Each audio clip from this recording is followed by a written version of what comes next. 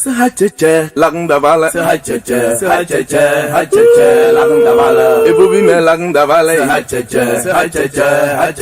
lang da bala abala me lang da bala sahaja lang da bala sewulwa suwa wo mo wai ewulwa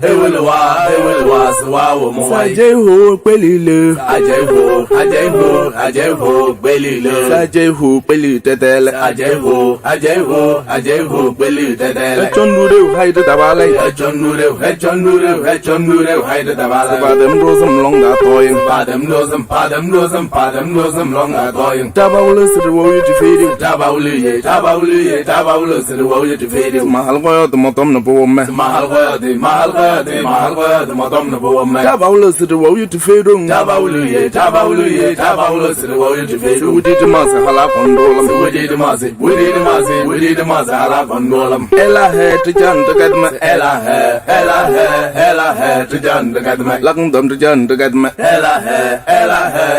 he tijan degadma some fechus some befele some befele ewlam maka some mamane ewlam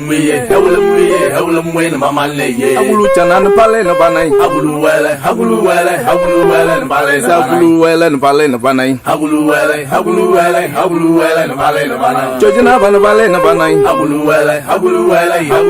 na pale na banai lizia bana pale na bana agulu wele na pale na banai apam susa bana pale na banai agulu wele na pale na banai hacheche lagum de malai hacheche lagum de malai aje wuli sa peng to goda aje wuli sa peng na hesi sela he eta konduyo ela he eta kondu sela he elang ne head ela he elang ne head manyo chudus manyo woro manyo chugudu simbezi na sinyo sulumme panyo yem senasi panyo ya bana sipama sondole pasara pa kondo yem lenda ga fila fei lenda ga fela fei modam je afela mbale modam je afela mbala madulu bodom mojolo yem madulu potom mojolo yem puna nagai pasma pe de mam banana guy pasma pe de mam dilikiri male na mama pedeligiri male na mama mabas kele mo wonwa mabas gale mo wonwa se jario sulong de ma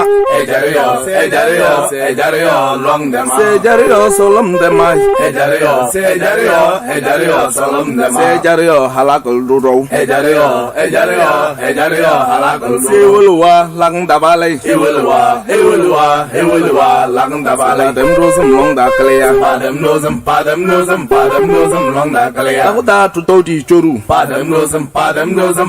nozum long da kalaya agulu chanan pale na bana hagulu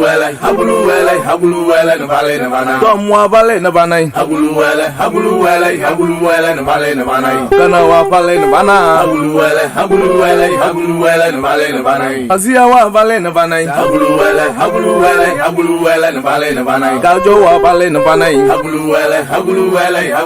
na pale na bana akpam susa bana pale na bana hagulu wele na pale na bana hacheche lang de mala hacheche lang de mala